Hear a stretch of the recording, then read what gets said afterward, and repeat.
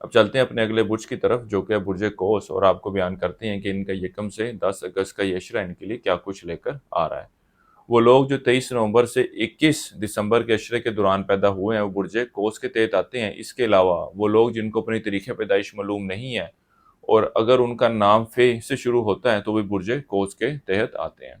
اس عشرے کے دوران آپ کا اپنے پرانے یار دوستوں سے ملنا جلنا ہوگا اور آپ کے اکثر اور بیشتر کاموں میں یہ آپ کی مدد کرتے دکھائی دیں گے۔ یہ عرصہ آپ کے سواری پر ہونے والے اخراجات کو بھی ظاہر کر رہا ہے۔ اوورال دیکھا جائے تو عمومی طور پر یہ ایک اچھا وقت ہوگا، آپ کو اس عشرے کے دوران اچھے معاملات سے واسطہ رہے گا۔ اعلیٰ تعلیم کے حصول کے لیے بیرون الملک سفر کی کوشش کر رہے ہیں تو ان دنوں میں آپ کی سفر کے امکانات تو نظر نہیں آتے، اور نہ ہی بیرون ملک سفر کے حوالے سے یہ وقت اتنا کوئی موضوع ہے۔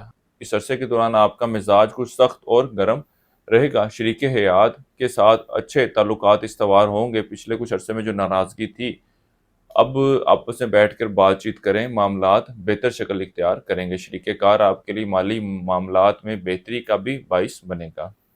قانونی معاملات کو انجام دینے کے حوالے سے اتنا کوئی اچھا وقت نہیں ہے۔ زندگی میں چھوٹے موٹے مسائل پیش آئیں گے۔ والد کی طرف سے کچھ مدد ملتی نظر آ رہی ہے، یہ مالی حوالے سے بھی ہو سکتی ہے اور کسی مشورے کی صورت میں بھی ممکن ہے۔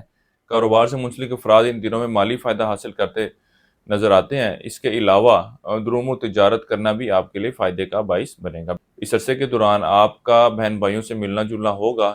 نوکری کی تبدیلی کے حوالے سے یا نوکری کے دیگر معاملات کے حوالے سے آپ بہن بھائیوں سے مشاورت کرتے نظر آئیں گے اور اللہ کے فضل و کرم سے ان کی طرف سے ایک بہتر مشورہ ملنے کی امید کی جا سکتی ہے۔ اس عرصے کے لیے ایک وظیفہ آپ کو بتا رہا ہوں، یا اللہ یا باسط، 3 تسمیہ آپ نے اس کی کرنی ہے روزانہ فجر کی نماز کے بعد، اور اللہ تعالیٰ سے دعا کریں کہ اللہ تعالیٰ آپ کے معاملات میں بہتری فرمائے۔ اس کے علاوہ حسب توفیق سیاہ رنگ کا صدقہ اس عشرے میں کریں۔